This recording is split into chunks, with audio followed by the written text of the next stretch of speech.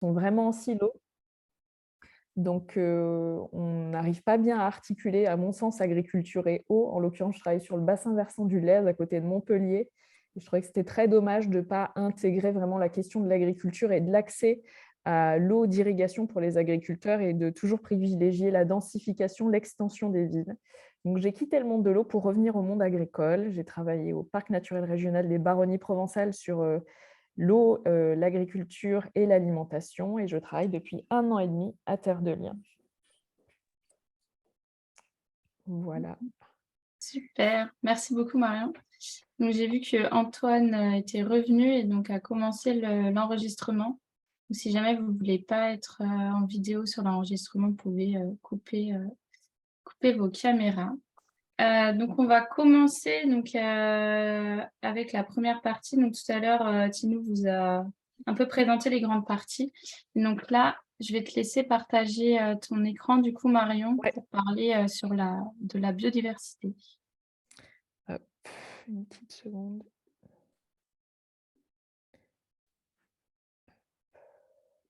Je profite de cet instant de pause pour vous partager un petit lien vers un Google Doc si vous avez envie de prendre des notes de manière participative.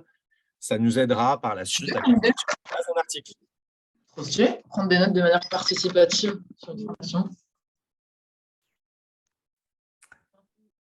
Tu peux commencer, Marion, c'est à toi. Ok, ça marche. Donc du coup, comme je le disais, je travaille pour Terre de Liens. Je voulais du coup vous faire un petit rappel de ce qu'est la biodiversité. Donc ça a été très bien défini tout à l'heure, mais j'ajouterais quand même que dans la biodiversité, c'est pas non seulement le vivant dont on parle, donc les espèces de faune et de flore, c'est aussi les écosystèmes, c'est cette diversité écologique. Qu'est-ce qu'on appelle un écosystème? C'est par exemple une mare, un étang, une forêt, voire même un milieu agricole. On appelle ça un agroécosystème.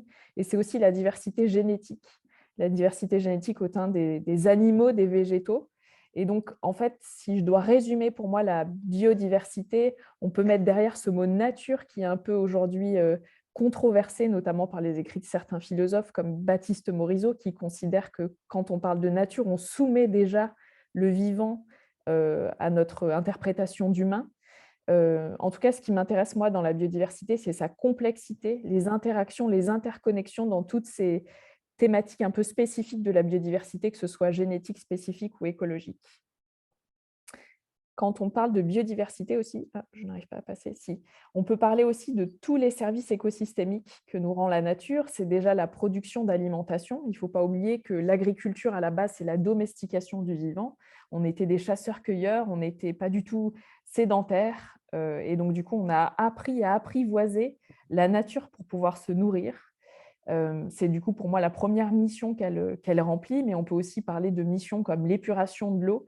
Donc ça, c'est le rôle qui sont joués par les plantes, notamment les ripisylves, la végétation qui se trouve le long des cours d'eau et qui va épurer l'eau. D'ailleurs, je ne sais pas si vous le savez, mais une station d'épuration qui donc épure les eaux que l'on rejette de nos maisons n'épure jamais à 100% les eaux. Et donc, c'est pour ça que les stations d'épuration, elles déversent leurs résidus, on va dire, ou les eaux traitées dans les cours d'eau, parce qu'on considère que les cours d'eau vont permettre d'épurer ce que la station d'épuration, ce que la technologie n'a pas pu faire. Voilà, la nature, c'est aussi la production de bois et de matériaux hyper importants. C'est aussi une source d'approvisionnement pour nos médicaments, puisqu'on s'inspire, par exemple, de ce que les chimpanzés mangent quand ils sont malades pour pouvoir inventer de nouveaux médicaments. On sait d'ailleurs qu'on ne connaît pas très bien les fonds marins et on imagine qu'il y a plein de médicaments à aller pêcher dans nos océans. Enfin, voilà. L'idée, c'était de dire que la nature nous rend beaucoup de services et qu'à ce titre-là, on se devrait sans doute d'un peu mieux la conserver. Moi, il y a quelque chose qui m'interpelle quand je parle de biodiversité, c'est cette opposition qu'il y a quasiment entre sauvage, domestique et cultivé. Quand on parle de biodiversité domestique, on parle des élevages, c'est-à-dire des races que l'on élève, les vaches, les chèvres, les moutons, les ânes, etc. Cultivé, là, ce sont les plantes. Et le sauvage, c'est ce sur quoi on n'a pas d'emprise. Et quand moi, je regarde mon quotidien, je me demande dans quelle mesure j'ai affaire au sauvage. En fait, je passe de ma maison à un mode de transport, à mon travail, à aller chercher mon fils chez Nanounou. Et quand je regarde autour de moi, je me rends compte que, et pourtant je vis dans un milieu très agricole, je suis entourée de biodiversité domestique et cultivée, mais que j'ai perdu pied avec le sauvage ou que c'est très peu présent. Finalement, la biodiversité sauvage que je côtoie dans mon quotidien, ce sont les petites araignées, ce sont quelques arbres qui sont là depuis très longtemps. Et du coup, ce que j'aimerais montrer, c'est qu'on est assez mal à l'aise avec le sauvage. Moi, je ne suis pas toujours à l'aise face à une araignée, par exemple. Pourtant, il y a des peuples, comme le montre cette illustration, qui savent encore bien vivre. Et en fait, on vit dans une espèce de monde où on a opposé nature et culture, où on a opposé la biodiversité avec notre propre manière de vivre. Et c'est notamment le cas en agriculture, mais ça, j'y reviendrai un petit peu plus tard. On a une vision assez utilitariste en fait, de la nature. C'est ce que j'ai essayé de dire avec les termes biodiversité, domestique et cultivée. La nature, aujourd'hui, elle nous apporte quelque chose, mais la nature considérée comme sauvage, on n'a pas trop envie de la voir, pas trop envie de la laisser rentrer dans notre vie et dans nos maisons. Et je militerai pour qu'on essaye de redonner de la place et du sens à l'invisible. La biodiversité, c'est aussi, par exemple, notre microbiote intestinal. Je ne sais pas si vous le savez, mais on est rempli de microbes. On a 10 000 milliards de bactéries en nous. Et juste pour vous rappeler une échelle de grandeur, notre population mondiale, c'est 8 milliards d'individus et on a 10 000 milliards de bactéries en nous. En fait, l'idée, c'est de dire que la biodiversité, elle est partout. Elle est aussi en nous, donc ça ne sert à rien de lutter. Elle nous rend beaucoup trop de services pour qu'on s'y oppose. Hop, juste micro-incise, ça c'est une illustration d'Alexandro Pignocchi, donc Oui. un disciple de Descola. Pour celles et ceux qui sont intéressés, j'ai des livres audio de Descola, des BD d'Alexandro Pignocchi et de Morisot et de Descola en audio-livre. Et j'ai mis un petit lien, c'est très drôle les BD d'Alexandro Pignocchi, je vous encourage à les regarder. Super, merci. Du coup, quelques constats sur la biodiversité. C'est un peu le cœur de métier de Terre de Liens de se battre contre l'artificialisation des terres. Et si on regarde vraiment ce qui impacte la biodiversité, c'est déjà la destruction et la fragmentation des habitats. Entre 2006 et 2015, on a perdu l'équivalent d'un département de la taille de la Seine-et-Marne. Je vous laisse imaginer ce que ça peut donner dans 40 ans, sachant qu'on est sur une dynamique exponentielle de construction et d'aménagement de nos territoires. Et la question qu'il y a derrière, c'est comment la biodiversité va continuer à nous rendre service si on a envie d'avoir une valeur marchande. Pourquoi est-ce qu'on ne tient pas compte du vivant en tant que tel? Et comment on arrive à se nourrir, sachant que notre agriculture est très fortement liée à la biodiversité. Je ne vais pas forcément vous insister sur toutes les icônes de cette diapositive, mais ceux qui m'intéressent moi dans mon cœur de métier. Il y a aussi 68 000 tonnes de pesticides qui sont épandus chaque année en France. À Terre de Liens, on milite pour l'agriculture biologique. J'ai eu l'occasion d'y revenir tout à l'heure, mais on sait aussi que les pesticides, c'est ce qui nuit fortement à la biodiversité, c'est ce qui altère nos sols et c'est ce qui crée beaucoup de pollution. Et enfin, une de mes grandes ambitions depuis quelques années, c'est de lutter contre le changement climatique. On connaît une augmentation de 4 degrés entre les années 2050 et 2100 sur le massif du Mont Blanc. C'est vrai qu'on parle plutôt d'une augmentation de 1 degré à l'échelle de la planète, sauf qu'il faut faire la différence entre ce qu'on mesure à l'échelle de la planète et ce qu'on mesure à l'échelle des continents, les océans jouant un rôle tampon, et les montagnes, les milieux montagneux étant plus impactés par le changement climatique. Ce qui m'intéresse, moi, dans mon approche au quotidien, ce n'est pas forcément une vision cloisonnée de la biodiversité, du changement climatique, mais c'est de parler de changements globaux. Ce sont tous les changements que notre civilisation a engendrés sur les écosystèmes, donc la 6e extinction massive du vivant, le changement climatique, la perturbation des cycles biogéochimiques, c'est-à-dire la perturbation du cycle d'écoulement de l'eau, c'est-à-dire la perturbation de notre capacité des milieux agricoles à épurer cette eau, la perturbation des gaz à effet de serre, l'accumulation aussi de polluants chimiques, la surexploitation des ressources naturelles. On le voit aussi beaucoup aujourd'hui au regard de la crise énergétique sur le bois. Et comme je l'ai dit tout à l'heure, le changement de mode d'usage des terres. Si je dois en venir à quelques constats, ce sont des constats qui sont menés à l'échelle de la planète. Il y a un constat que je crois qui n'est pas indiqué, qui est indiqué sur cette diapositive, 75% de la surface terrestre est altérée par des activités humaines. Si je peux me permettre un petit commentaire sur la COP15, ce n'est pas quelque chose que j'ai suivi de près, mais quand on me dit que 30% des écosystèmes devront être restaurés, et je mets ça en parallèle de la donnée que je viens de vous donner, 75% de la surface de la planète Terre est altérée par des activités humaines, je trouve que les résultats de la COP15 sont assez mitigé. À mon sens, ce n'est pas parce qu'on va arriver à protéger de manière un peu figée et sans activité humaine 30% des écosystèmes terrestres et marins que l'on va sauver la biodiversité. Je milite encore une fois pour une approche systémique et pas en silo qui visera à s'intéresser aux causes de la destruction. Il ne s'agit pas juste de préserver 30% de la surface de notre Terre. Si je peux vous redonner aussi quelques éléments assez impactants, en une décennie, la biomasse a chuté de 67%. On a en demi-siècle les effectifs de plus de 20 000 populations de mammifères, d'oiseaux, d'amphibiens, de reptiles, de poissons qui ont chuté des 2/3.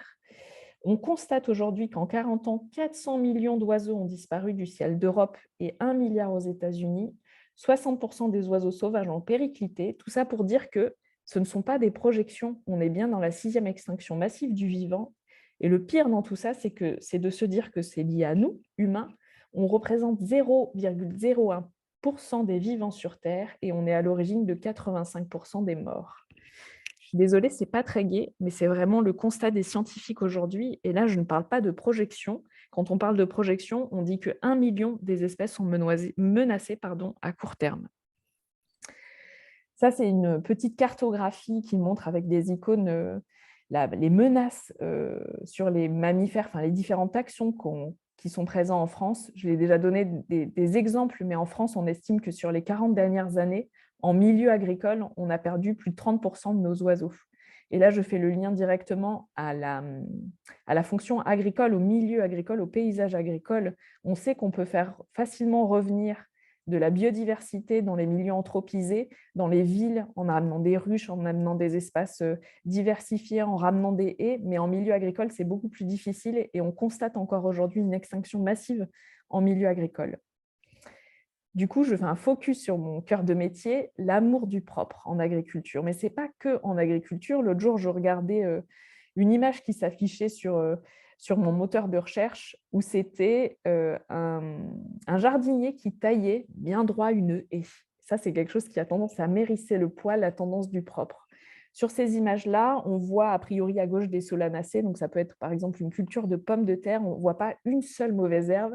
Pareil sur la photo de droite, en agriculture, pas une seule mauvaise herbe, un beau tracteur, tout propre, tout neuf. En fait, on a opposé depuis des décennies agriculture et sauvage, comme s'il y avait une vision antagoniste entre les deux. Je vous invite vraiment à découvrir ce que dit Baptiste Morisot à ce sujet. C'est une vision qui est assez paradoxale, sachant que, comme je le disais, l'agriculture, ça n'est que la domestication du vivant. On est en train d'écarter les lois fondamentales qui nous ont permis de domestiquer la nature et d'en faire de l'agriculture au sens du propre. Et à côté de ça, je vous montre une autre image. Je vous invite à aller découvrir ce projet Réensauvager la ferme. Vous pourrez trouver plein de vidéos de Sébastien Blache. Il est dans une ferme dans la Drôme, à Montélier, assez exemplaire, qui fait l'objet du coup d'un suivi dans le cadre du projet Réensauvager la ferme. Et ce qu'on voit, il est à côté d'un bâtiment agricole et il a décidé, lui, de ne pas passer la faucheuse, de ne pas désherber, de laisser une zone refuge. Pour beaucoup, du coup, qui passeraient à côté de cette exploitation agricole, on va dire oh, « c'est moche, c'est pas propre, qu'est-ce qu'il fait? Pourquoi il ne désherbe pas? Pourquoi il ne passe pas un coup de faucheuse ou de broyeuse ?» Et pour lui, en fait, juste l'idée, c'est de réattirer des insectes, réattirer des mammifères et même se dire « ça me fait gagner du temps, je n'ai pas besoin de faire ça dans le cadre de mon exploitation agricole. » Voilà un petit peu une idée de ce que je voulais vous dresser dans le cadre de mon approche de la biodiversité. Je ne sais pas si vous avez des questions du coup à ce stade-là. Alors, en tout cas, il y a eu une réaction. Quelqu'un parlait du petit traité du jardin punk de Monsieur Lenoir, qui est en Bourgogne, je crois, qui était d'ailleurs présent aux rencontres des écologies alternatives à Joigny, chez nos amis de la bascule. Est-ce qu'en ligne, vous avez peut-être des questions sur les ordres de grandeur, sur les problématiques, le propre, le sale, tout ça? On va vous laisser. Maud dit que c'est très clair, donc merci Marion pour cet exposé. Il y avait des gens qui voulaient savoir si c'était possible d'avoir les slides, parce qu'il y avait plein d'ordres de grandeur qui semblaient très bien. Et je vois Neige qui lève la main. Neige, tu as une question? Oui, j'ai une question. Tout à l'heure, Marion Maréchal, tu as parlé ramener de la biodiversité dans la ville, en disant que c'était plus facile de ramener de la biodiversité dans la ville que, si j'ai bien compris, que dans le monde agricole. Et tu as cité les ruches. Et je sais que les ruches, c'est un exemple qui peut être très mitigé justement par rapport à la diversité génétique des abeilles qu'on sélectionne et qu'on installe. Est-ce qu'il y a des ressources un petit peu vulgarisées sur les bonnes pratiques qu'on pourrait mettre en place justement pour ne pas tomber dans les écueils de l'hyper-spécialisation des espèces, voilà, des ressources qui permettraient de retravailler justement, apporter la biodiversité en ville. Mais voilà. Je peux vous inviter en tout cas sur la question particulière des pollinisateurs. C'est vrai que la question des ruches, elle est mitigée. Vous pouvez aller voir le site internet d'Arthropologia. Ils ont sorti très récemment des petites vidéos qui sont très bien faites, très didactiques. Ils vont aussi sortir un MOOC sur les pollinisateurs avec Tela Botanica, qui est une grande structure française de la botanique. Alors, c'est un zoom un peu spécifique sur les pollinisateurs, mais en fait, le discours, il est assez commun sur les solutions. Les solutions, c'est de recréer de la diversité d'habitat, c'est de ramener le vivant. Et donc, ce n'est pas ramener une ruche, ce n'est pas ramener une mare, c'est de laisser la place aux sauvages, donc des espaces qui sont non cultivés, qui sont non entretenus, qui sont vraiment sauvages, quoi. Et la biodiversité va naturellement reprendre place dans ces milieux-là. En fait, il faut redensifier les infrastructures agroécologiques. Je reprends là les termes de Sébastien Blache en fait, et de ce qu'ils font. Eux, ils parlent de surdensité des infrastructures agroécologiques. Donc, c'est un terme un peu technique qui veut dire haies, mares, bandes fleuries, comment dire, zones non fauchées, tous les habitats refuges pour la biodiversité. C'est le même levier à chaque fois en milieu agricole ou en milieu urbain. Là où je dis que c'est un peu plus compliqué en milieu agricole, c'est qu'on a quand même encore une agriculture qui est majoritairement industrielle, non biologique, avec l'utilisation d'engrais et de pesticides de synthèse, on le sait, qui épuisent les sols, et que, moi en l'occurrence, j'habite dans une plaine céréalière, il n'y a plus d'infrastructure agroécologique. Je faisais la semaine dernière un webinaire avec la FAC Agroforesterie, qui est le grand réseau agroforestier de France. Donc l'agroforesterie, c'est des haies. Et moi, naïvement, je pensais qu'on était vraiment dans une décennie, ou en tout cas ces dernières années, où on plantait beaucoup d'arbres. Il y a beaucoup d'aides de la politique agricole commune qui sont dédiées à ça. Il y a eu beaucoup d'aides du plan de relance. Moi, personnellement, dans tous les projets que j'ai suivis ces dernières années, il y a eu beaucoup de plantations de haies. Le constat de la FAC, c'est qu'on perd chaque année plus de 22 000 kilomètres de haies. Donc, en fait, on est toujours dans cette logique d'arracher des haies. Les exploitations agricoles deviennent de plus en plus grandes. Et en fait, quand un exploitant agricole a de nouvelles terres, la première chose qu'il fait pour se faciliter la vie, c'est qu'il arrache la haie. C'est assez dramatique, en fait. On va arriver dans des paysages qui n'ont plus une qualité écologique et agrosystémique, qui seront plus fonctionnels. Okay. Du coup, je suis désolée, j'ai un peu extrapolé, mais j'avais envie Non, de non, dire mais c'est ça. très bien, d'autant plus que c'est vraiment une des choses qu'on apprend, notamment avec le programme Réaction Alimentation, c'est que dans les 10 prochaines années, il y a, je crois, il y a 50% des agriculteurs qui vont partir à la retraite. Ouais, Et que c'est, tu me dis, hein, Marion, quand on a croisé tes collègues là, dans les alentours de Cray, en gros, si on n'arrive pas à installer, à créer des vocations pour que des gens reprennent ces fermes, ce qui va se passer, c'est cette concentration des terres va continuer à s'accentuer et donc il y aura encore moins de haies, donc encore moins d'abeilles, on va encore plus mourir. et au-delà des, au-delà de ça, on a vraiment la question de l'installation qui n'est pas que liée aux vocations. On a aussi des territoires où on a des porteurs de projets qui ont envie de s'installer et juste qui ne trouvent pas terre. C'est vrai que je ne l'ai pas dit dans mon expérience, mais entre mon expérience dans le monde de la politique de l'eau et mon expérience en tant que chargée de mission, on va dire, agriculture, j'ai aussi porté le projet de créer un jardin de cocagne, une exploitation maraîchère d'insertion à côté de Montpellier. Donc, l'idée, c'était vraiment d'avoir une exploitation pour produire majoritairement des légumes, un peu des fruits, faire des paniers et les vendre dans une grande agglomération où aujourd'hui, il n'y a pas beaucoup de maraîchage. Tous les élus étaient absolument hyper motivés par mon projet. Pas moyen de me trouver 4 hectares de surface agricole pour cultiver. On est quand même dans une logique où c'est très compliqué de s'installer quand on n'est pas issu du monde agricole. Ça, c'est vraiment un des leviers de Terre de Liens. C'est aussi ce pourquoi on fait ce métier-là. Si je vous donne quelques ordres de grandeur, je pense qu'on les trouve cette année dans le rapport qu'a sorti le Terre de Liens, l'état des terres. Normalement, un hectare, ça peut être 10 000 € l'hectare, ce qui est déjà pas rien. Quand on est en région PACA à côté de Nice, on arrive plutôt sur du parfois 100 000, 1 million d'euros l'hectare. C'est hallucinant. Qui peut se payer ça aujourd'hui? Un projet qui pourrait être un projet terre de liens, on se pose la question de racheter une ferme à côté d'Avignon, 2 hectares, c'est 300 000 euros. Qui peut acheter 2 hectares, 300 000 euros? Je ne vois pas, quand on n'est pas issu du monde agricole, quand on ne reprend pas une exploitation familiale, comment on peut arriver à s'en sortir, sachant que là, on ne parle que de la terre, on ne parle même pas de l'outil de production, c'est-à-dire des bâtiments et du matériel qu'il nous faut. La réponse, c'est L'Oréal, notamment grâce, je crois que Terre de Liens était positionné pour récupérer des terres, pour installer des maraîchers. Ouais. Et en fait, c'est des grands groupes qui ont préempté pour sécuriser leur approvisionnement pour qu'on puisse continuer à faire des super parfums à 45 € le flacon. Et du coup, ils ont perdu. Enfin, on en parlera peut-être un peu plus tard, mais ça, c'est aussi un des gros chantiers de Terre de Liens. Il y a un rapport qui est sorti aujourd'hui. Tu peux nous en parler, tu peux l'évoquer peut-être, Oui. Marion? Depuis du coup 2 ans, on rend des rapports annuels histoire de faire parler un petit peu de Terre de Liens. Cette année, c'est sur la financiarisation de l'agriculture. L'idée, c'est de dire qu'on perd aussi beaucoup de terres agricoles parce qu'on a 14% de la surface agricole utile, donc de la surface qui est cultivée, qui arrive dans les mains de sociétés financiarisées, où en fait, ce ne sont plus des agriculteurs et des paysans qui ont ces sociétés, mais ce sont des fonds d'investissement, des banques. Et donc, elles prennent le contrôle des terres. On peut se dire que c'est que 14%, mais ceci dit, c'est un constat qui va en augmentation.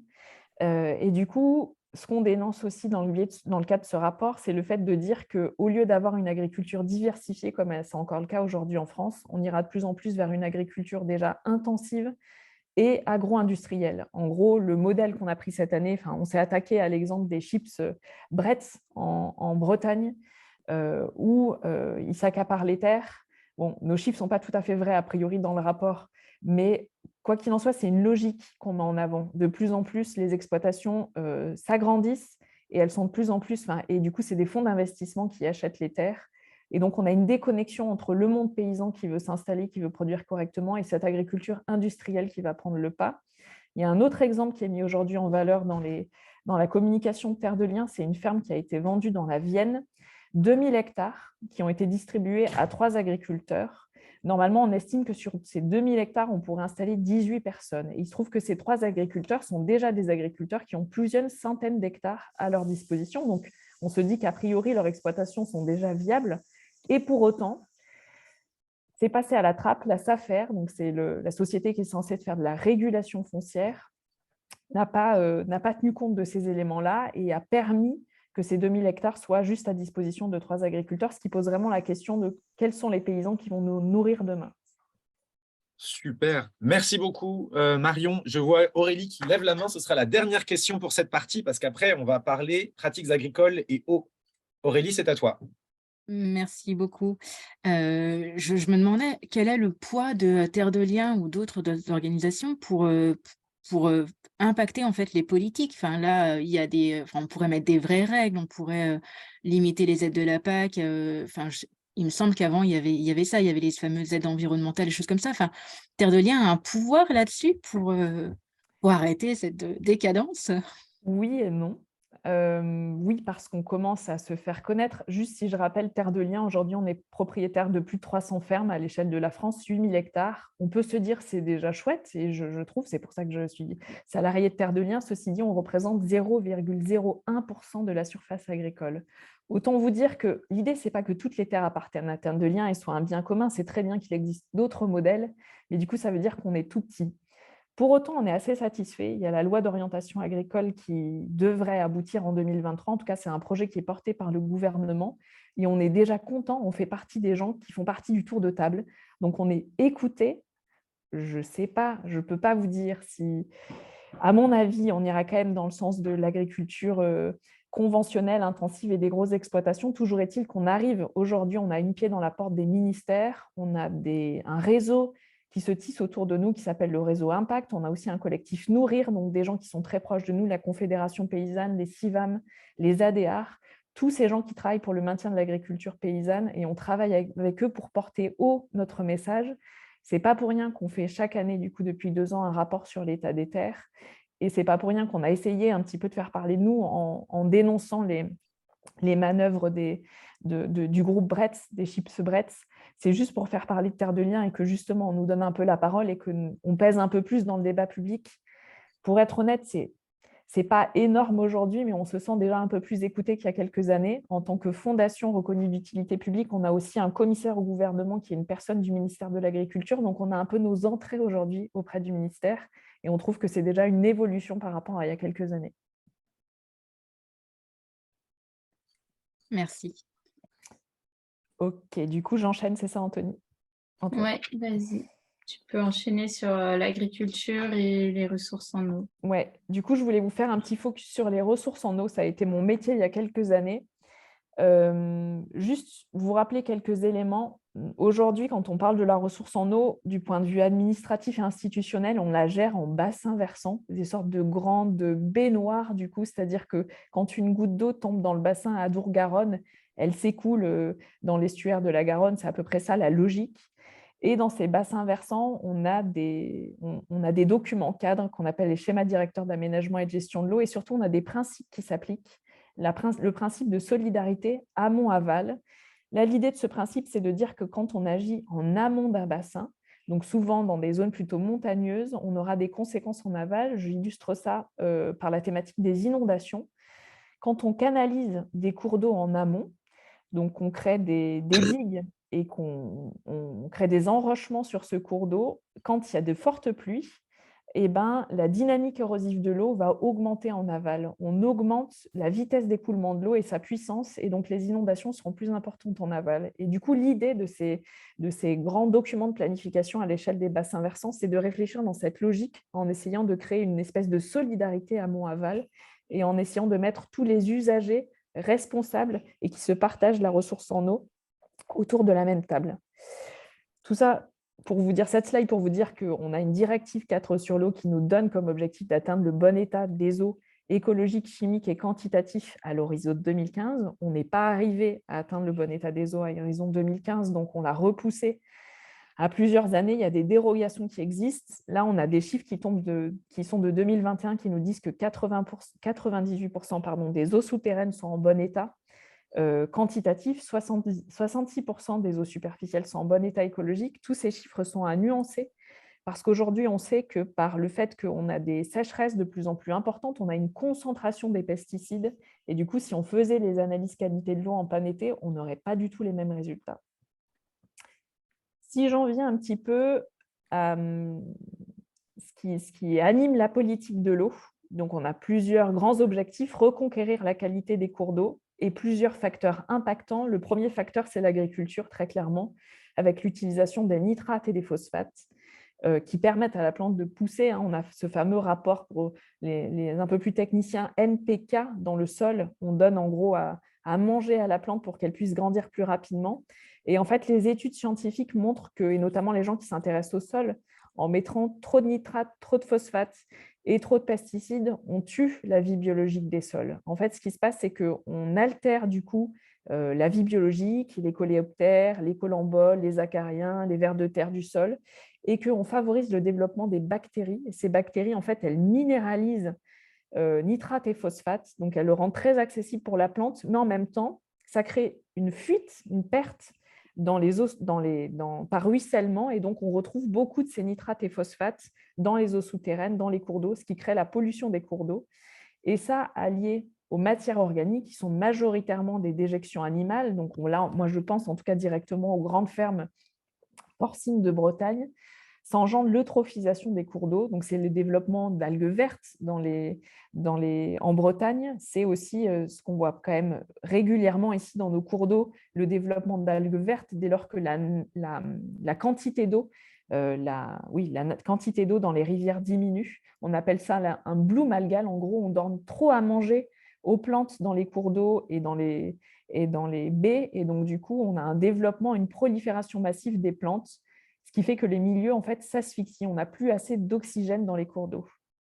Des autres éléments sur les polluants, les micropolluants, moi, je voulais attirer votre attention sur des choses auxquelles on ne pense pas tous les jours. Peut-être que vous connaissez déjà les micropolluants que sont les pilules La pilule, il y a quelques années, il y a une étude qui a été faite dans l'estuaire de la Loire. On a pu montrer qu'il y avait un blocage de la spermatogénèse des poissons, c'est-à-dire que les poissons n'arrivaient plus à devenir mâles. On n'avait que des poissons femelles à cause de la pilule qu'on prend nous, ce qui est assez, je ne sais pas, saisissant. Moi, en tout cas, ça m'a vraiment interpellée. Un autre micropolluant que je peux vous citer, ce sont les lessives. On ne pense jamais au fait qu'on a des vêtements qui sont de plus en plus imperméables, antitranspirants. Et en fait, dans les lessives, aujourd'hui, on rajoute des tensioactifs. Ces tensioactifs, ils ont pour objectif de briser la tension de l'eau pour faire pénétrer la lessive. Et en fait, ces tensioactifs, ils se retrouvent dans les cours d'eau, ce qui fait qu'il n'y a plus de tension dans certains endroits, évidemment. Il n'y a plus de tension à la surface de l'eau. Et donc, les araignées d'eau qu'on voit d'habitude flotter et nager en superficie des cours d'eau, elles coulent. Et de la même manière, ça impacte les amphibiens qui ont un tégument, donc une peau particulièrement sensible. Tout ça pour dire qu'en fait, si on regarde bien, il y a une directive qui est sortie il y a des années déjà, quand je faisais mes études, on en parlait déjà, c'est la directive REACH qui vise à évaluer l'impact de tous les produits chimiques que l'on met sur le marché. En fait, cette directive, elle n'a jamais pu être appliquée parce qu'on n'est pas capable d'évaluer ces impacts et parce qu'on sait qu'on devrait trop drastiquement réduire tout ce qu'on met sur le marché, mais c'est une vraie question en fait. Je ne sais pas comment on s'habille, comment on s'alimente, quels sont nos biens de consommation et quels impacts ça a sur les cours d'eau. J'ai mis un autre élément, c'est cette accumulation de pneus. Moi, j'ai appris que les pneus, ça émettait énormément de traces métalliques, du zinc, du plomb, je ne sais plus, du cadmium. C'est impressionnant en fait. On ne se rend pas compte de l'impact de nos activités quotidiennes sur les cours d'eau. Et enfin, un dernier élément quand même dont je pense beaucoup entendu parler, c'est ce vortex de déchets dans le Pacifique Nord. C'est le 7e continent et il a aujourd'hui la superficie, j'ai perdu mes notes, sa taille, elle est 3 fois égale à la taille de la France. Donc, c'est quand même assez énorme de se dire que parce qu'on n'arrive pas à réduire la quantité de déchets, qu'on a toujours autant de déchets, on en arrive à des constats comme celui-ci. Autre enjeu qui est lié à l'agriculture, c'est la quantité d'eau. On a vécu une énorme sécheresse l'été dernier qui a impacté beaucoup de départements. C'est un fort enjeu agricole, mais en fait, l'enjeu, il n'est pas que en agriculture. Si je vous prends en quantité d'eau prélevée, c'est-à-dire qui est restituée au milieu, le plus gros usager en France, c'est le refroidissement des centrales nucléaires. Moi, je ne le savais pas il y a quelques années, je l'ai appris. Finalement, ça questionne aussi parce que quand on prend de l'eau pour les centrales nucléaires, on la restitue au milieu, certes. Par contre, on ne la restitue pas à la même température. On augmente la température des cours d'eau après. Et donc, on a un impact sur les milieux naturels. Et l'autre question, c'est on sait qu'il y aura de moins en moins d'eau dans nos cours d'eau. Comment on va faire en situation de sécheresse pour refroidir nos centrales nucléaires à l'avenir ? C'est des questions, je trouve, qui sont assez occultées quand on parle de nucléaire. Moi, je n'ai jamais entendu de vraies réponses de spécialistes à ce sujet-là, donc ça me fait un petit peu flipper, je dois dire. Maintenant, quand on parle d'eau consommée, c'est-à-dire d'eau qui n'est pas restituée au cours d'eau, on voit que ce n'est pas les mêmes usagers qui sont les principaux consommateurs. Là, le principal consommateur, c'est l'agriculture, parce que les plantes, elles ne restituent pas toute leur eau. On parle d'évapotranspiration, c'est-à-dire qu'elles transpirent de l'eau, en gros. Et donc là, le principal usager, c'est bien l'agriculture. Une autre slide pour vous dire que c'est très variable en fonction des bassins versants. En Rhône-Méditerranée, c'est évidemment le refroidissement des centrales nucléaires qui est le principal usager. Ce n'est pas le cas en Adour-Garonne ou en Bretagne, où là, on est vraiment sur l'agriculture qui est très consommatrice. En Adour-Garonne, on part souvent du maïs irrigué. Voilà, très clairement, c'est ce qu'on voit sur ce graphique-là. Et enfin, un truc qui me tenait à cœur, parce que j'ai fait une petite période de ma vie au Mali, dans un village sans eau courante ni eau potable. Du coup, je me douchais chaque jour avec une bassine d'eau.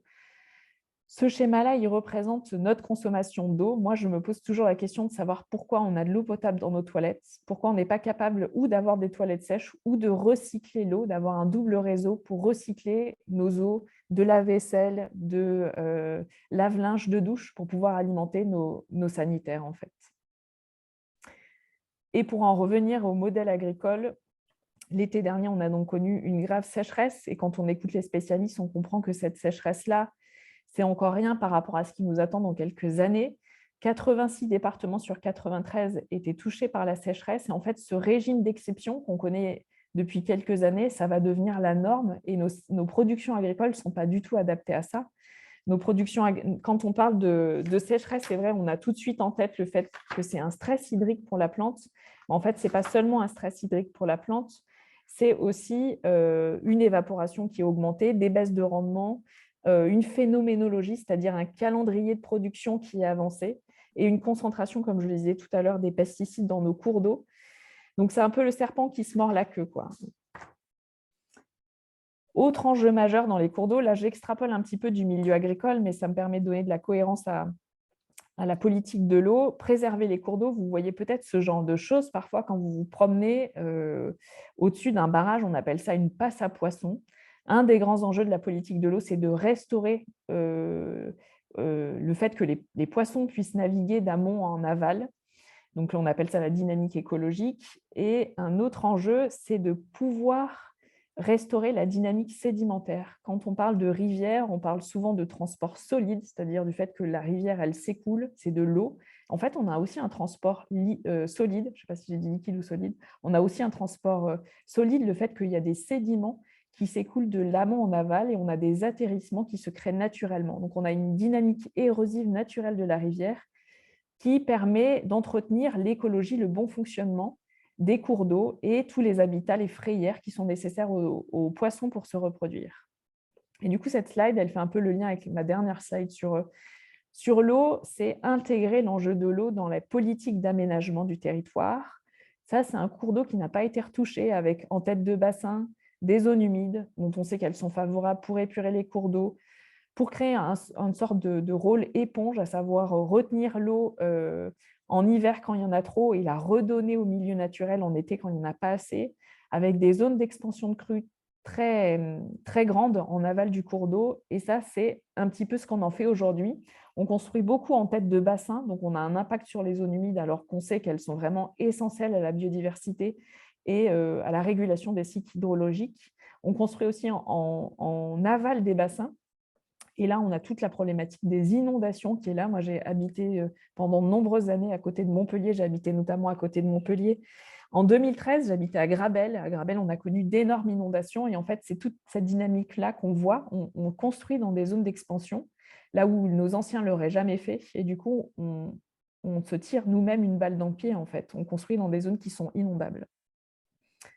Voilà ce que je peux vous dire sur la politique de l'eau. Je ne sais pas si vous avez des questions un peu plus spécifiques. Waouh, c'était d'une densité, je n'ai pas du tout réussi à prendre des notes parce que mon cerveau essayait de capter toutes ces informations. Je parle trop vite, il faut m'arrêter. Non, mais c'est super. De toute façon, ce sera enregistré et on pourra se le repasser en boucle pour entendre ta voix, Marion, et creuser chacune des thématiques. Il y avait Anatole qui disait « mais c'est quoi la tension de l'eau » Ça, c'est une première question. La tension de l'eau, je ne suis pas capable de vous l'expliquer vraiment par des termes techniques. C'est ce qui fait que l'eau, elle constitue, c'est ce qui fait que tu vois, je ne sais pas comment te le dire, c'est la chimie de l'eau, c'est ce qui fait qu'elle se tient, la tension de l'eau. C'est ce qui fait que les araignées d'eau peuvent marcher sur l'eau. Ouais, c'est ça. Et en fait, ce que je veux dire, c'est qu'on modifie les propriétés physiques de l'eau pour faire pénétrer la lessive et que du coup, ça a aussi des impacts, même si on a du mal à le projeter sur les milieux naturels, quoi. Super. Alors, j'ai vu Pierre-Éline en premier qui voulait poser une question et ensuite Amélie. Et ensuite, on va devoir filer parce qu'il est déjà 13h17 et on a encore un continent à explorer avec des cas concrets, les positionnements de terre de liens. Et moi, j'ai des questions sur les méga-bassines. À toi, Pierre-Éline. Alors, du coup, la question que j'avais, c'est que je comprends bien, comme tu l'as montré, Marion, les effets néfastes des pesticides, de tout ce que l'agrochimie peut apporter sur la biodiversité et sur les terres. Mais du coup, je me demande je serais intéressée de savoir quel rôle peuvent jouer ces géants de l'agrochimie, BASF et autres. Par exemple, est-ce qu'on a besoin de recherche dans ce domaine-là pour réussir à transformer l'agriculture, notamment s'il y a moins d'eau, est-ce qu'on a besoin de semences modifiées qui requièrent moins d'eau? Enfin, du coup, je pense un sujet compliqué, mais ça m'intéresserait d'avoir ton opinion là-dessus. Je vais donner du coup mon opinion personnelle, ça n'engage pas moi, ça n'engage pas Terre de Liens. Moi, je me méfie un petit peu des gros loups comme BASF, etc. parce qu'en fait, ils vont là où le marché appelle et ils ne font pas forcément des jolies choses. Les OGM, par exemple, on nous disait il y a quelques années que ça allait anéantir la faim dans le monde, ça n'a pas fait ses preuves et j'ai l'impression que ce n'est pas non plus en essayant de trouver des nouveaux, par exemple en viticulture, des nouveaux cépages qui seront adaptés et de nouveaux plants de vigne qui seront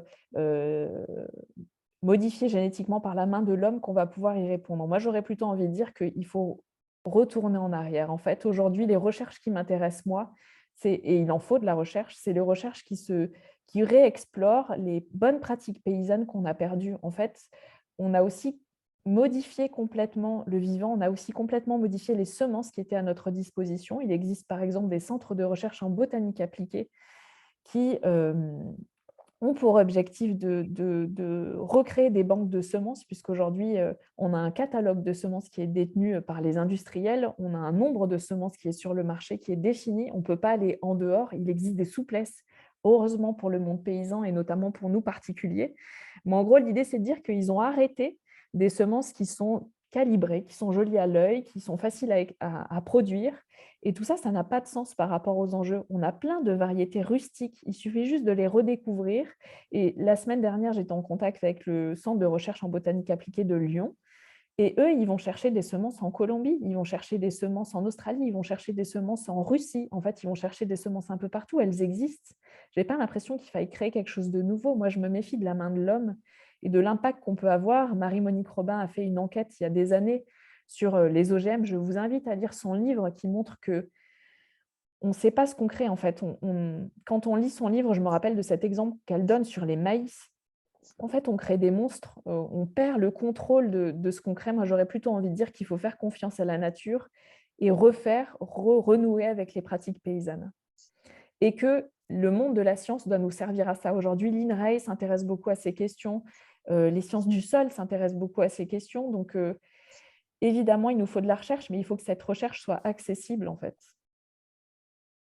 Et j'en profite pour faire une petite pub. On va bientôt recevoir Angelo qui, dans la vallée de la Roya, avec le programme Culture en terrasse, notamment héberge avec des programmes la Maison des semences maralpines et le Conservatoire des cépages de la vallée de la Roya. Donc, vous serez bientôt informés des prochaines conférences sur ce thématique, avec la possibilité de regarder comment ça s'incarne sur le territoire de ce haut pays. Je te relaisse la main, ou alors peut-être il y avait une dernière question de la part d'Amélie. Oui, je suis là aussi. J'avais juste une question par rapport à la Bretagne, parce qu'on a vu que sur la carte, toute la région était en crise intégrale maximale. Et c'est vrai que je me demandais pourquoi, puisqu'on sait que ce n'est pas forcément la zone la plus chaude, mais est-ce que c'était lié à la production animale qui était intensive et donc qui consommait beaucoup d'eau? Enfin voilà, s'il y avait une explication particulière. Ouais, je ne suis pas capable de te la donner. Je ne suis pas allée dans le détail de cette carte. Et comme je vis dans la Drôme, j'avoue que ce n'est pas le territoire qui m'a le plus intéressée. Par contre, ce que je peux noter, c'est qu'en septembre, je suis allée dans le Limousin. Moi, je suis une sudiste, vraiment une méridionale. Si on m'avait dit un jour que dans le Limousin, il y aurait les mêmes problèmes d'accès à l'eau que dans le milieu méditerranéen, franchement, je n'y aurais pas cru, quoi. Donc, pour moi, l'objectif de cette carte, c'est de montrer que c'est à tous les étages, en fait, qu'on va manquer d'eau et qu'il n'y aura pas de territoires en France qui seront particulièrement préservés à l'avenir. Même le Jura, qui est connu pour être bien vert, s'est retrouvé complète. Les cascades du Jura étaient à sec et il y a eu des feux de forêt. On enchaîne du coup sur la suite. Et la suite, Marion, ce serait peut-être que tu nous présentes ce que fait Terre de Liens à travers un ou deux cas concrets en fonction du temps qu'on aura. Pour installer de la biodiversité dans les fermes. Ouais. Du coup, je vais repartir de l'exemple que je donnais tout à l'heure, réensauvager la ferme. Je vous invite vraiment à découvrir ce qu'ils font. L'idée, c'est de dire qu'il faut recréer des zones non cultivées dans les espaces agricoles. Il faut relaisser le sauvage dans les espaces agricoles. Et finalement créer une mosaïque d'habitat pour ramener ce qu'on appelle des auxiliaires de culture, ramener de la diversité dans les milieux agricoles. J'ai finalement axé mon propos sur un exemple d'une ferme. En fait, mon métier à moi, c'est de pouvoir accompagner des fermiers, donc Terre de Liens sur nos fermes, à mieux intégrer la question de la biodiversité dans leurs fermes. Et globalement, comment ça se passe? Là, c'est un rapport qui a été rendu par la LPO. D'ailleurs, j'aurais pu leur mettre leur logo. Comment ça se passe? Ils font un rapport en faisant un état des lieux, un diagnostic, en se faisant des inventaires écologiques pour savoir quelles sont les espèces d'oiseaux, de mammifères, d'amphibiens, de reptiles présents sur la ferme, par exemple. Ils vont aussi chercher de la donnée notamment les trames vertes et bleues. Donc ça, ce sont les corridors écologiques qui sont recensés par les services de l'État pour savoir, en fait, pour avoir une approche à la fois macro, qu'est-ce qui se passe dans l'exploitation à l'échelle des parcelles et qu'est-ce qui se passe quand on regarde l'exploitation à l'échelle du paysage. Comment est-ce que l'exploitation agricole est connectée aux autres exploitations agricoles ou aux éléments environnants. Donc là, on parle des haies, on parle des étangs, etc. Et donc, la LPO est venue faire un inventaire. Donc là, 91 espèces animales recensées. C'est des inventaires qui ne sont pas exhaustifs parce qu'on n'est pas là toute l'année. On applique des protocoles. Et en fonction de ça, les LPO, elles regardent aussi les interactions avec les pratiques agricoles. Donc là, on est sur la ferme des Champs de la Terre en Alsace, une ferme en production maraîchère. Et au regard de ça, ils font des préconisations qui sont de deux types, des préconisations de gestion et des préconisations d'aménagement. Les préconisations de gestion, c'est qu'est-ce que le maraîcher doit modifier dans sa pratique agricole, dans son quotidien pour intégrer la question de la biodiversité. Et les préconisations d'aménagement, c'est quelles sont les infrastructures agroécologiques, quels sont les milieux qu'on va créer ou restaurer pour mieux accueillir le vivant. Dans les préconisations de gestion, donc on a cette question de la gestion différenciée des espaces enherbés, on en avait parlé ensemble, et tu savais ce que c'était. Là, l'idée, du coup, c'est de dire on ne va pas faucher tous les espaces la même année. Il y a des espaces qu'on va laisser enherber en année N et qu'on va venir faucher en année N+1. Inversement, pour d'autres espaces, il y a des espaces qu'on va faucher tous les ans, en gros à proximité des clôtures, pour éviter qu'on ait trop d'embroussaillement au pied des clôtures, on va faucher tous les ans, et ce n'est pas le cas d'autres espaces. Et l'idée, c'est de pouvoir créer une diversité d'espaces qui vont constituer des zones refuges pour la faune. Donc, c'est des préconisations de gestion qu'on va donner aux fermiers.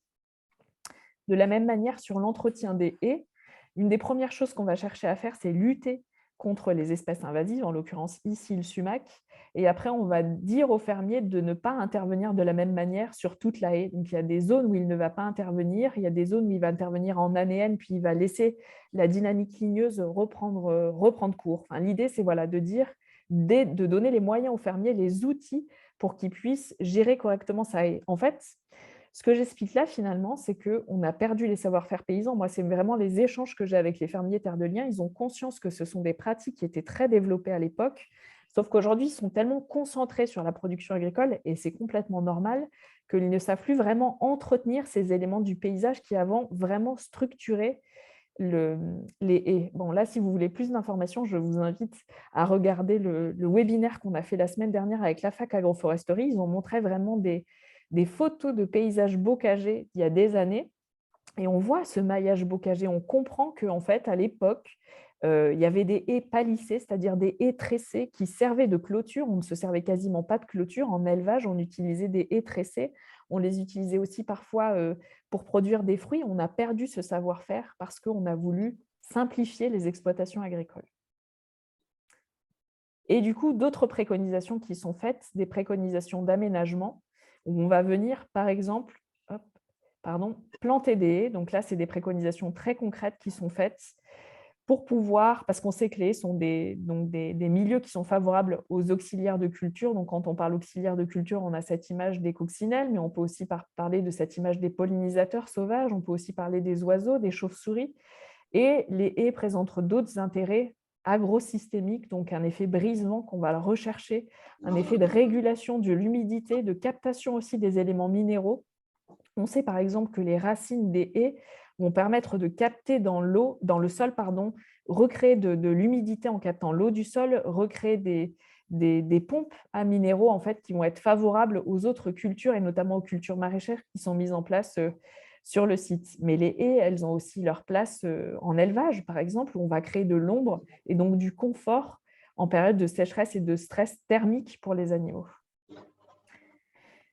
On va aller créer des mares. Je ne sais pas si vous avez eu l'occasion de faire cette petite expérience chez vous. Moi, j'ai déjà en plein été, en pleine sécheresse, mis des coupelles d'eau dans mon jardin. On dit que ce n'est pas bien parce qu'il y a une prolifération de moustiques. C'est aussi vrai, mais moi, je voulais voir de quelle manière les pollinisateurs, les libellules, les oiseaux venaient boire. En fait, c'est assez impressionnant la diversité qu'on peut ramener juste en mettant quelques coupelles dans son jardin.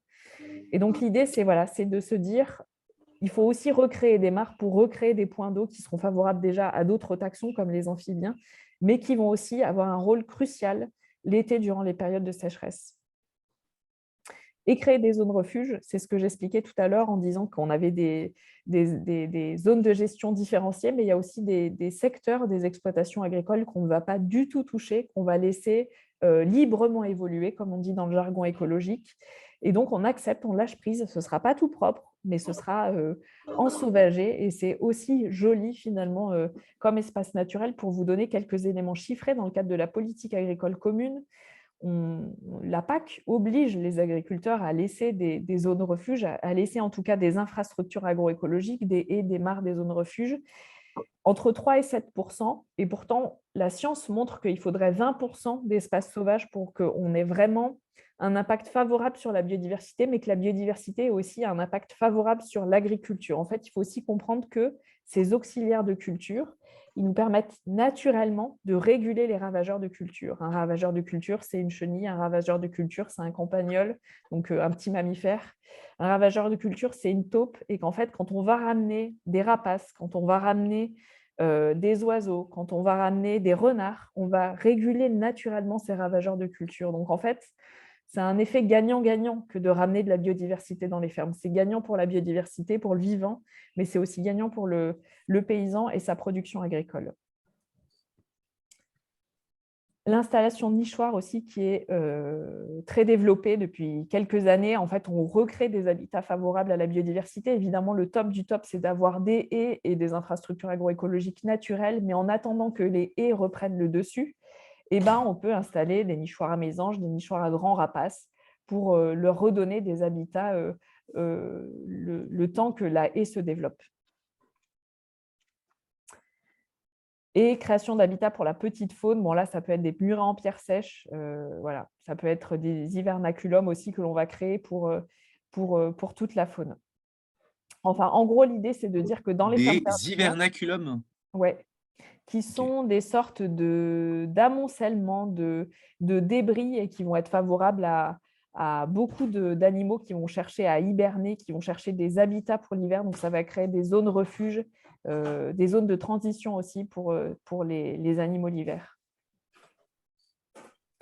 Donc, l'idée, c'est de dire qu'on part d'une ferme, on peut aller dans quelque chose d'assez, on va dire, exhaustif en menant des inventaires très spécifiques sur des actions pour comprendre la biodiversité. On peut aussi juste aller sur le mode directement opératoire. Quelles sont les bonnes pratiques de gestion à avoir sur la ferme? Quels sont les aménagements qui seront favorables à la ferme? Moi, j'ai tous ces cas de figure qui se présentent à moi aujourd'hui dans les fermes Terre de Liens.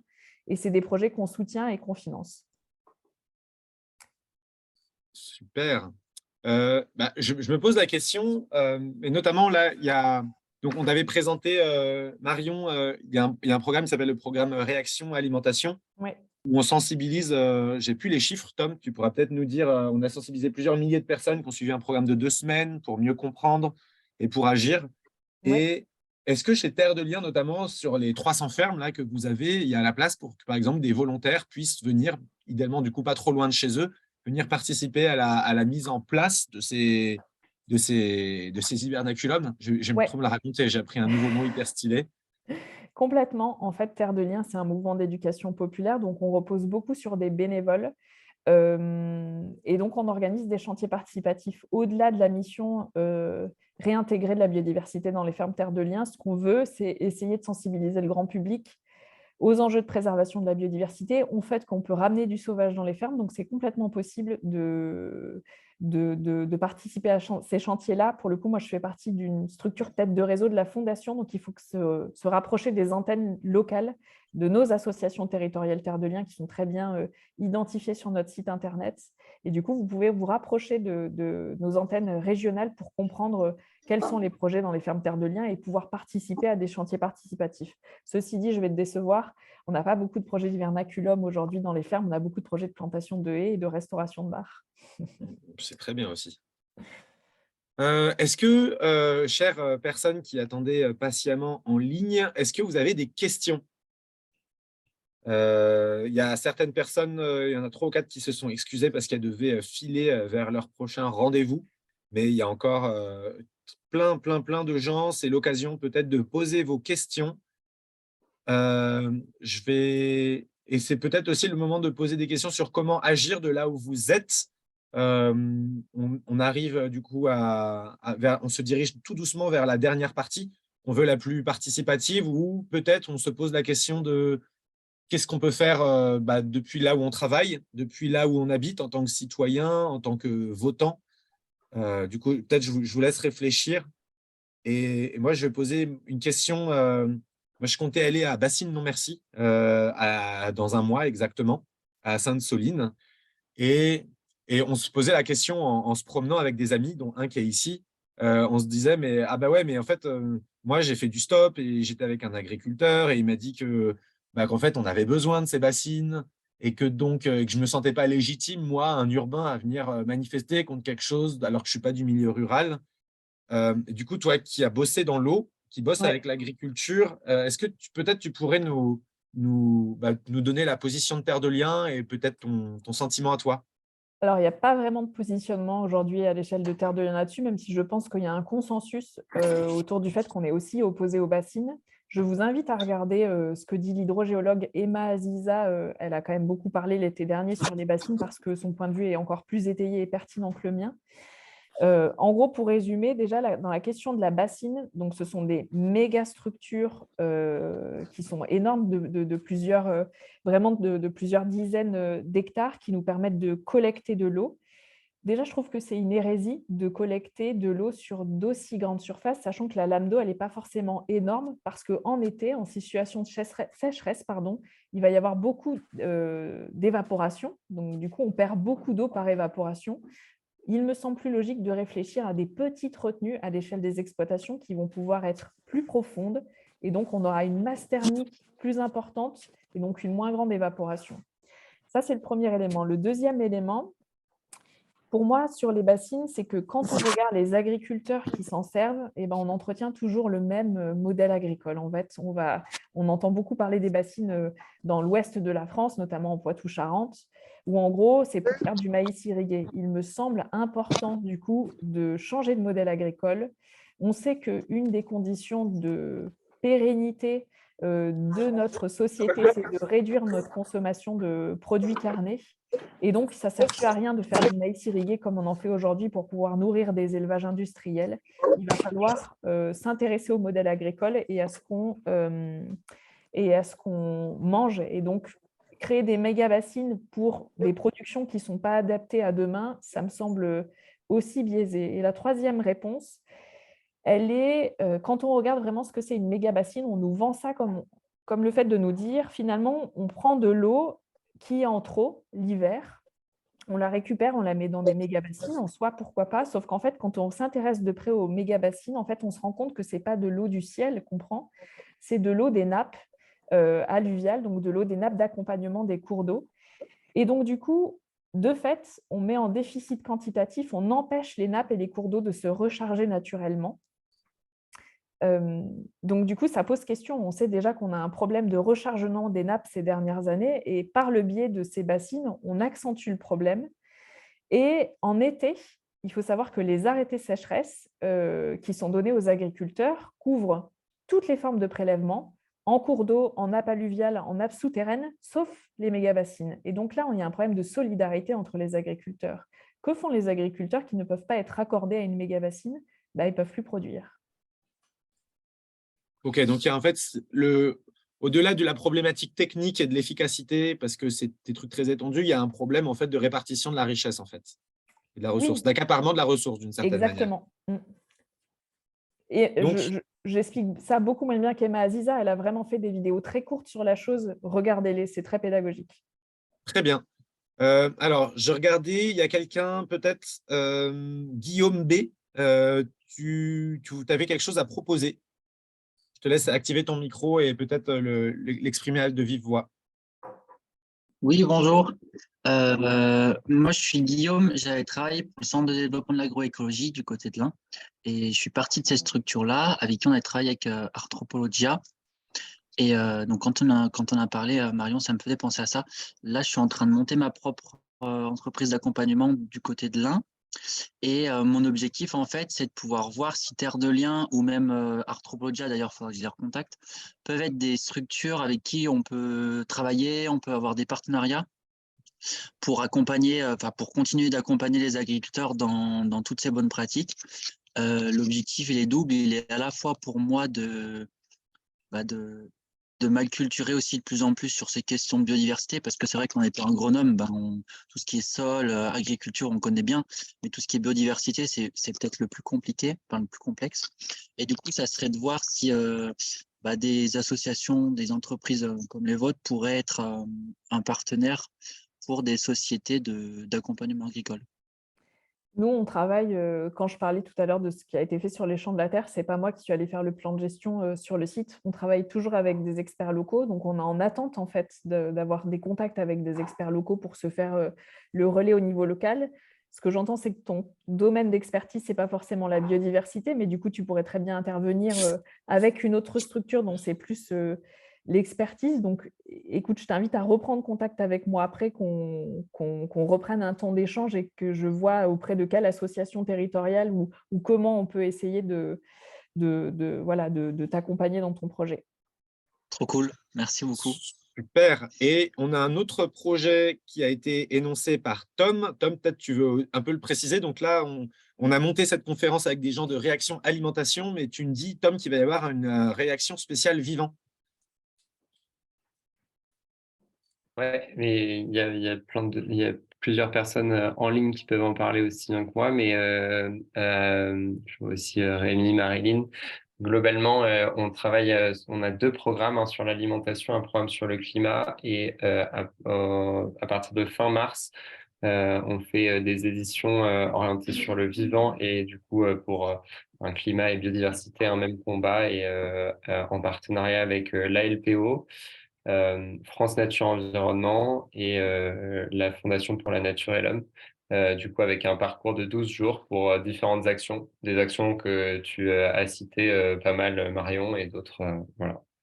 Du coup, très intéressant d'avoir cette conférence, à coordonner des pistes de contenu qu'on peut imaginer dans le parcours, et des sujets, et souligner encore les sujets qu'on avait prévus. Super. Et moi, j'ai un dernier projet qui te concerne directement, Marion.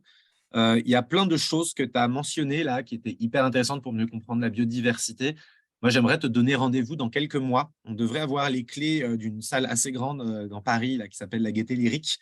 Et j'aimerais bien pouvoir, peut-être début juin, ou je ne sais pas quand exactement, mais t'inviter et prendre le temps de boire un apéro après, pour peut-être avoir plus de temps pour creuser différentes questions, notamment tous les enjeux autour de la biodiversité que tu as cités au début, et peut-être qu'il y aurait d'autres intervenants.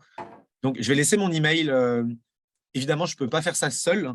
Donc, j'ai travaillé avec Anaïs, Marie et la team de Réaction Alimentation. Mais en tout cas, s'il y a des gens qui sont partants et partantes pour m'aider à organiser cette petite journée autour de la biodiversité ou du vivant, vous pouvez me contacter sur antoine@makesense.org. Il y aura évidemment Marion en invité, mais on pourra peut-être aussi inviter Emma Aziza, peut-être Éric Lenoir, et plein de gens stylés, et on pourra avoir plus le temps de creuser les choses qu'on a pu malheureusement que évoquer, étant donné le manque de temps qu'on avait. On se dirige vers la toute dernière partie là, de cet entretien. Chez Make Sense, on fonctionne, on est une organisation décentralisée. Donc, au-delà du fait qu'on s'articule, qu'on fasse des plans d'action, on est vraiment guidé par la vision du monde dans lequel on voudrait vivre, de comment on veut y contribuer. Et je serais curieux, du coup, Marion, que tu nous dépeignes un peu, mais en fait, le monde pour lequel vous vous battez, au-delà du fait que vous luttez contre des pratiques qui soient nocives, que ce soit en termes de management, en termes d'accaparement des terres, en termes de pratiques culturelles, j'imagine qu'il y a un monde aussi qui vous fait envie. À quoi ça ressemble la vision d'un monde stylé selon Terre de Liens? Je pense que si je devais répondre pour Terre de Liens, ce serait déjà la préservation des biens communs. C'est aussi de là d'où vient Terre de Liens. C'est l'idée que nous tous, citoyens, on peut s'engager pour faire de la terre un bien commun, on peut s'engager pour faire de l'eau un bien commun et durable du coup pour les générations futures. Donc, pour moi, la première réponse est la question du bien commun. Ce qui est souhaitable pour nous, du coup, je l'ai un petit peu dit en amont, c'est de créer une agriculture qui est résiliente, déjà de faire en sorte que des paysans puissent continuer à s'installer. C'est vrai qu'on est en lutte contre l'accaparement des terres, mais ce qui est quand même joyeux derrière tout ça, c'est qu'on arrive quand même à installer des paysans qui n'auraient pas les moyens de le faire tout seuls. Et dans ces fermes-là, c'est un petit peu nouveau à l'échelle de Terre de Liens. On essaye de faire en sorte d'accompagner les fermiers, de ne pas laisser tout seuls, parce que voilà, on est plusieurs à avoir des expériences de porteurs de projets agricoles, donc on mesure combien c'est difficile de s'installer aujourd'hui, combien il faut connaître de paramètres, combien les incertitudes sont nombreuses par rapport au déclin de la biodiversité et à tous les changements globaux que j'ai cités tout à l'heure, dont le changement climatique. Et donc, on essaye de leur exporter de l'expertise. Moi, ce qui m'anime au quotidien, c'est c'est la question de me dire, est-ce que demain, on aura encore des espaces agricoles sur lesquels produire et de quoi se nourrir, en fait. Ce n'est pas très joyeux comme question, mais du coup, pour moi, c'est joyeux mon métier parce que je vois qu'il existe plein de solutions à l'échelle locale. Et la ferme de Sébastien Blay, je suis désolée, je le cite souvent, mais c'est vraiment un modèle. C'est un oasis au milieu d'une plaine céréalière drômoise. Et en fait, j'ai toute confiance en ce type d'initiative. Pour moi, l'agriculture de demain, ce sera des oasis, des réservoirs de biodiversité, des réservoirs de production, parce que ce sont des gens qui ont reçu tenir compte des lois du vivant pour recréer de la production agricole. Là, je ne m'engage pas pour Terre de Liens parce qu'on est quand même très axé sur le foncier agricole. Juste pour apporter une petite compréhension dans ce que je dis, Terre de Liens, ça a 20 ans. On fête nos 20 ans cette année en 2023. Et en fait, on s'est vraiment construit sur cette idée de propriétaire, de gestionnaire de foncier, de gestionnaire de bâti, de ferme. Et avec mon directeur, depuis 2 ans, on essaye de ramener la vision agronomique, de ramener la vision agroécologique aussi dans les fermes Terre de Liens. Donc, c'est un peu nouveau pour nous, ce chantier-là. On a du mal à le structurer, mais je crois que quand même, globalement, à l'échelle de tous les bénévoles et tous les salariés, on a envie d'une agriculture résiliente sur nos fermes.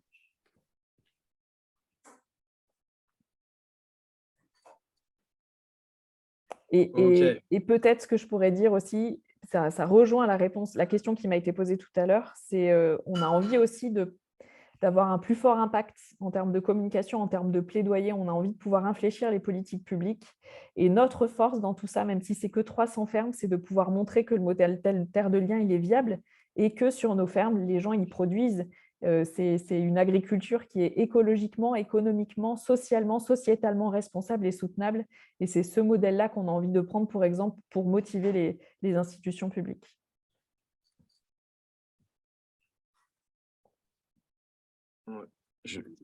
Alors, je vous laisse réfléchir 30 secondes pendant que je termine de prendre des notes. Il nous reste un peu moins de 10 minutes là. C'est l'occasion de poser vos questions.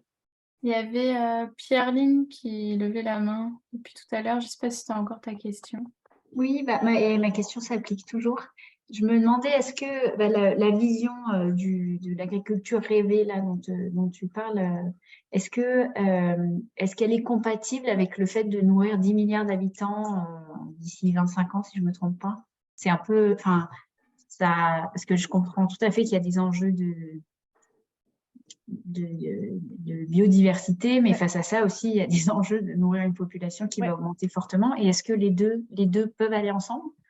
Moi, je prends pour réponse celle que Pierre Rabhi faisait quand il répondait à ça. Il disait qu'avec un épi de maïs, on peut ressemer un champ un épi de blé, on peut ressemer un champ de blé. Donc, la question, elle n'est pas liée à notre capacité à faire. Pour moi, elle est vraiment liée à notre volonté de faire. Ce qu'on montre dans Terre de Liens, c'est qu'on est en train d'empiéter sur notre capacité à produire tout simplement parce qu'on artificialise énormément de surface. C'est un stade de foot qui disparaît tous les 7 minutes sous la dynamique d'artificialisation. Donc, en fait, déjà, si on était capable de protéger la terre agricole, si on était capable d'installer des paysans, je pense que la question ne se poserait même pas. C'est un peu plus complexe que ça parce que même s'il y a des gens qui ont envie de s'installer en agriculture paysanne, ils ne sont peut-être pas assez nombreux. Donc, qu'est-ce qu'on fait aujourd'hui pour rendre ce métier attractif? On a un paysan qui se suicide tous les 2 jours en France. Comme tu le disais tout à l'heure, on a aussi 400 000 agriculteurs qui vont partir à la retraite dans les 10 prochaines années. En fait, l'idée, c'est de dire qu'est-ce qu'on fait, quoi? Je veux dire, et je suis très mal placée pour en parler parce que je crois que je suis là parce que je ne suis pas arrivée à monter mon projet de jardin de cocagne, donc j'aurais pu être moi-même vraiment producteur agricole. Je ne le suis pas, je suis une technicienne, je ne sais plus quel est le chiffre, mais il me semble qu'on a 10 personnes comme moi, 10 accompagnants agricoles pour un seul agriculteur, ce qui est finalement complètement fou quand on y pense. L'enjeu majeur, il est dans la production. Et du coup, je pense que les politiques publiques doivent s'intéresser à ça, à l'attractivité du milieu. Moi, je ne crois pas qu'il y ait un problème dans la production agroécologique. Je pense que c'est une opposition, comme je le disais tout à l'heure, dualiste entre nature et agriculture, entre sauvage et agriculture. En fait, aujourd'hui, à mon sens, les fermes les plus exemplaires à tout point de vue, ce sont les fermes qui sont vraiment en accord avec le vivant. Une chose dont on ne parle pas beaucoup et dont le film de Guillaume Canet a beaucoup montré, je ne sais plus le nom, Au nom de la terre, je crois, c'est que les agriculteurs aujourd'hui, ils ne sont pas forcément propriétaires de leur outil de production. Ils dépendent énormément des banques. C'est aussi pour ça qu'on a un taux de suicide si important. Donc ce modèle-là, il est plus pérenne. Pour moi, ça ne marche pas. Et pour moi, c'est faux de dire qu'on ne pourra pas produire en agroécologie. Il faut qu'on préserve nos terres agricoles.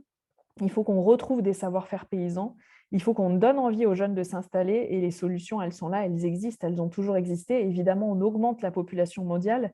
Mais déjà, si on modifiait notre régime alimentaire en mangeant moins de viande, si on réduisait le gaspillage alimentaire, qui est aussi énorme, ça nous apporterait des solutions. Ok, merci.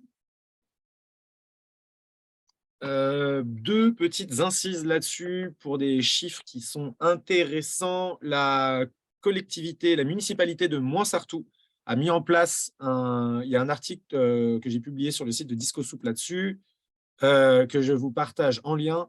En luttant contre le gaspillage alimentaire et en servant des portions plus adaptées dans la cantine, la cantine de Moinsartou a réussi à ISO-coût, c'est-à-dire avec le même coût, à passer en approvisionnement 100% biologique, dont une partie est produite directement sur le territoire. Deuxième exemple qui nous vient du Brésil. Les chiffres ont peut-être évolué, mais je crois qu'il y a 20% des agriculteurs au Brésil, souvent qui font partie du mouvement des sans-terre, qui nourrissent 80% du Brésil, avec seulement 20% des terres. Or, il y a le chiffre existe, les 80%, les gens qui détiennent 80% des terres, en fait, nourrissent que 20% parce que la plupart part à l'exportation. Donc, en fait, les cultures commerciales et les modes de culture, on va dire, conventionnels, servent surtout, en fait, à l'export, en tout cas dans les pays du Sud. Et l'autre exemple qu'on peut prendre, c'est l'exemple de Cuba, qui a dû se débrouiller tout seul en agroécologie sous embargo, du coup. Et donc, du coup, ce modèle-là montre qu'on est capable de produire, en fait. On est capable de faire de l'agroécologie. Ils y ont été forcés parce qu'ils ne pouvaient plus importer ni d'énergie, ni d'intrants. Après, j'ai lu des livres assez particuliers là-dessus. C'est pas forcément… Enfin, encore une fois, il faut se poser la question de l'attractivité du milieu d'agriculteurs, de qu'est-ce qu'on fait pour la retraite de ces gens, qu'est-ce qu'on fait pour qu'ils n'aient pas un salaire de misère tous les mois, qu'est-ce qu'on fait pour les y aider. Et je crois qu'aussi la solution, elle est dans notre porte-monnaie. Dans notre consommation, il est montré par des données encore chiffrées et de la recherche que la part de notre budget mensuel qui est alloué à l'alimentation est en réduction. Et je crois que c'est important de se dire qu'en fait, ça ne doit pas continuer ainsi. Je sais que c'est facile à dire quand on a un certain pouvoir d'achat et que ce n'est pas facile pour tout le monde. Il y a des initiatives qui sont mises en œuvre par ailleurs, la sécurité sociale de l'alimentation qui a été testée dans la Drôme. Bref, il y a plein de choses qu'on pourrait tester. J'entendais l'autre jour la FNSEA, je pense que c'est un des rares sujets sur lesquels je pourrais m'entendre avec eux, mais toutefois, il y a des initiatives que je sais reconnaître. Christiane Lambert, présidente de la FNSEA, disait qu'il voulait créer un chèque alimentaire. Je trouve que c'est une chouette initiative pour aider les personnes qui n'ont pas beaucoup de revenus à pouvoir potentiellement avoir accès à une meilleure alimentation. Il y a des épiceries sociales et solidaires qui sont mises en place avec une tarification qui est dégressive pour les personnes qui n'ont pas un gros pouvoir d'achat. Donc, je pense qu'il y a des solutions qui sont à mixer et qui existent déjà. Super. Eh bien, on se dirige tout doucement vers la fin de cette visioconférence. Déjà, un immense merci. Je regarde s'il y a peut-être, Anaïs, je ne sais pas s'il y avait encore peut-être des dernières questions. Oui, il y a Anatole qui demande le nom de la personne qui gère la ferme dont tu parles souvent, Sébastien. Sébastien Blache. C'est la ferme du Grand Laval, à Montélier, dans la Drôme. Sébastien Blache. Du coup, je ne suis pas sympa parce que je n'ai pas cité sa femme. Du coup, je vais l'écrire. Sébastien Blache et Elsa Gartner. Et peut-être c'est l'occasion là de faire un petit tour. Est-ce que vous avez… donc moi, j'ai fait ma pub. Je vous enverrai un petit récapitulatif à tous les inscrits. Il y aura le lien vers le replay. Peut-être il y aura encore le document de prise de notes et ce sera l'occasion aussi, là, si vous avez un événement que vous organisez dans les prochaines semaines, dans les prochains mois, en lien avec l'alimentation ou l'agriculture, eh ben, n'hésitez pas à le partager ici. La team Réaction Alimentation, comment on fait pour s'inscrire, par exemple, à la prochaine session? J'ai mis le lien tout à l'heure. Vas-y, n'hésite pas à le remettre. Ouais, Et si vous je avez vais d'autres le faire. actualités, alors, je vois Alvi, Stéphanie, tu voulais dire quelque chose? Oui, merci. Donc Stéphanie, je suis moi chargée de mission au sein d'une association d'éleveurs et je voulais rebondir sur les derniers échanges là au niveau notamment de l'impact consommateur, etc. Comment à Terre de Liens vous accompagnez, enfin est-ce que vous accompagnez à Terre de Liens cet aspect débouché, sensibilisation des citoyens consommateurs parce que l'éleveur il fait plein d'efforts ou l'agriculteur il fait plein d'efforts mais comment au final il arrive à vendre mieux sa production et du coup devenir j'imagine plus autonome ou plus indépendant par rapport à toute l'industrie agroalimentaire qui est en place quoi. Je ne pense pas qu'on ait un discours particulier par rapport à ça, parce que le discours de Terre de Liens, c'est vraiment focalisé sur la notion de préservation du foncier et de quel paysan on aura demain. On commence du coup, comme je le dis, à porter un discours tout doucement sur les pratiques agroécologiques. On a conscience que c'est quelque chose à développer, ce dont tu parles. C'est pour ça aussi qu'on travaille avec le réseau Impact, avec le collectif Nourrir, pour avoir une vision plus globale. Mais du coup, ce que je veux dire par là, c'est que ce n'est pas nous, Terre de Liens, qui allons porter cette bonne parole. C'est ces collectifs-là qui portent ensemble un plaidoyer pour essayer d'infléchir les institutions publiques. Par contre, du coup, on fait du plaidoyer, on ne fait pas de la sensibilisation des consommateurs. Ok, merci. À ce propos, j'ai vu ce matin qu'il y avait une tribune dans la presse co-signée par des ONG et syndicats sur pas d'agriculture sans élevage. Ouais. Et du coup, je pense que voilà, c'est aussi sûrement la place des institutions de se dire, notamment agriculture et l'élevage, de se dire il nous faut des outils structurants de territoire adaptés à une agriculture qui est non industrielle peut-être. Et donc, ma question, c'est comment les inciter à prendre part et à participer à ces projets un petit peu d'intérêt général, en fait. Les collectivités publiques, tu veux dire? Oui. Franchement, j'ai travaillé de nombreuses années en collectivité publique et je n'ai pas la réponse à ta question. Parce que moi, j'ai commencé à travailler avec Terre de Liens quand je travaillais au Parc des Baronnies provençales. J'ai l'impression que c'est quand même une question de volonté. Pour être tout à fait honnête, dans les missions que j'ai menées dans les collectivités, j'ai l'impression quand même qu'on travaille très souvent avec des chambres d'agriculture, par exemple, ou avec des organismes qui ne sont pas forcément dans les alternatives. Et c'est une volonté de quelques élus et de quelques salariés de pouvoir infléchir la chose. Je pense que les gens qui travaillent en collectivité aujourd'hui, les salariés, sont quand même plus sensibles à cette chose-là. Après, il faut avoir conscience que parfois, on a des élus qui verrouillent un peu tout, donc ce n'est pas facile. Moi, j'invite juste à semer des graines. Je sais qu'il y a des gens qui ont dû semer des graines comme ça dans mon parcours. Ça m'a fait réfléchir. Donc, quand tu croises un technicien de collectivité, un élu, parle de ce que tu fais, parle de cette importance-là et un jour, peut-être, ça germera. Toujours à Montsartou, je sais qu'ils ont en tout cas fait un diplôme universitaire à destination des agents de collectivité pour développer des plans alimentaires territoriaux. Et a priori, là, c'est des jeunes agronomes qui sont en rupture avec le système. C'est des gens qui ont une carrière conventionnelle, qui ont envie d'essayer de trouver un sens et de changer de carrière. Donc, je t'encourage à regarder les gens qui sont sortis de ce DU, parce qu'a priori, là, tu devrais trouver le profil en collectivité pour trouver des alliés.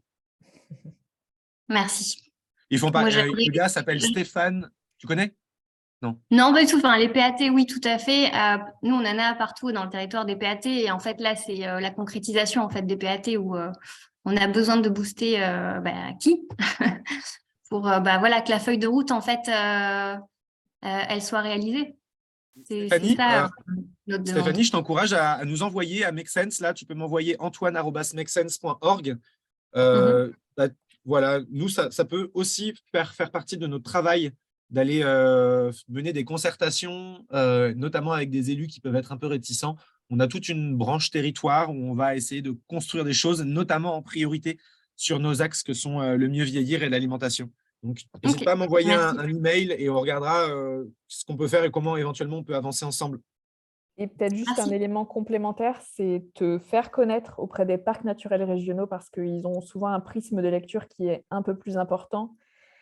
Et c'est souvent des gens qui sont quand même plus sensibles que par exemple dans des communautés de communes, bien qu'il existe de tout aussi comme profil. Mais du coup, je t'invite quand même à prendre contact avec eux ou avec la Fédération des parcs. Ok. Merci Super. beaucoup. Il Il nous y a reste, juste une il nous reste dernière 2 minutes. question. Ah, une dernière question? C'est Vas-y. Amélie qui a levé la main tout à l'heure. Donc, vas-y, Oui, Amélie. oui, j'avais une petite question. Enfin, moi, je suis en reconversion. Je vais partir en Bretagne, d'où ma question initiale sur la Bretagne. Je veux démarrer un BPREA et faire une production agricole. Et je me questionne en fait sur le quoi, puisqu'en fait, pour moi, il y a un pan qui est la partie protéines végétales, où de ma vision, je me dis qu'à un moment donné, il va falloir qu'on en consomme plus pour avoir une alimentation animale plus raisonnée, plus locale, etc. Et hier, j'étais au salon de l'agriculture et c'est vrai que j'ai vu beaucoup de contradictions dans ce milieu-là où en fait, on est sur des grandes cultures et je me demandais juste s'il y avait de la viande terre de liens, si tu avais vu, toi, des cas de gens, en effet, qui veulent faire de la protéine végétale, donc pois chiches, lentilles, etc., ou pas. Voilà. Oui, oui, il y en a de plus en plus. Et c'est d'ailleurs quelque chose qu'on invite aussi dans les rotations de grandes cultures à mettre de plus en plus de légumineuses. Je n'ai pas vraiment réponse à ta question parce que les territoires sont hyper variables. Moi, je t'invite plutôt à prendre contact avec, si tu veux vraiment t'installer en Bretagne, avec les réseaux locaux d'installation en agriculture paysanne qui seront beaucoup plus à même de te répondre que moi sur ce qu'il faut faire en local, les potentialités. Il faut être sûr qu'agronomiquement, tu pourras faire ce que tu projettes. Voilà. C'est vraiment, à mon avis, les structures locales qui pourront t'y aider, les ADR, les CIVAM, parfois même les chambres d'agriculture qui te donnent aussi le pouls de ce qui se passe sur le territoire, même si la marge d'évolution peut être assez importante par rapport à ce qui se pratique, on va dire, dans le plus grand nombre d'exploitations agricoles Bretagne. Ouais. Oui, en sachant qu'après, c'est vrai que la crainte aussi, c'est au-delà du fait que moi, je crois à ce sujet-là, c'est qu'en effet, on rentre dans un mode de grande culture. Et donc, d'un point de vue surface, foncier, technique, etc., on est dans vraiment quelque chose d'autre que du maraîchage sur 2 hectares. Enfin, même ne serait-ce qu'en formation, on m'a dit qu'il valait mieux que je fasse un BPREA grande culture et je n'ai pas du tout envie de me retrouver avec… Enfin, voilà. Ce sera difficile, à mon sens, de faire des légumineuses si tu n'as pas ce prisme grande culture, mais du Ouais. coup, réfléchis à ton projet, peut-être fais du woofing aussi pour rencontrer plusieurs modèles d'exploitation. Après, il existe, aussi de très Non, ça veut jolies dire choses oui. en grande culture. Ouais. Ouais. Eh Merci. ben, merci à toutes et à tous. Merci Marion infiniment vraiment pour toutes ces informations. La question qui revenait quand même assez souvent, c'est est-ce qu'on pourra repartager les images et le PowerPoint. Du coup, moi, je vous enverrai un petit mail récap dans le courant de la semaine prochaine pour essayer de récapituler les choses, peut-être reparler des pistes qu'on s'est données pour aller plus loin ensemble. Je vous remercie pour votre attention. J'espère que vous avez appris plein de trucs. Moi, j'ai grave pouvoir me la péter et gagner au Scrabble, peut-être, parce qu'il y avait plein de nouveaux mots que je ne connaissais pas. Je vous remercie pour votre attention. Merci encore, Marion. On essaye d'organiser un truc en présentiel à la Gaîté Lyrique d'ici quelques mois.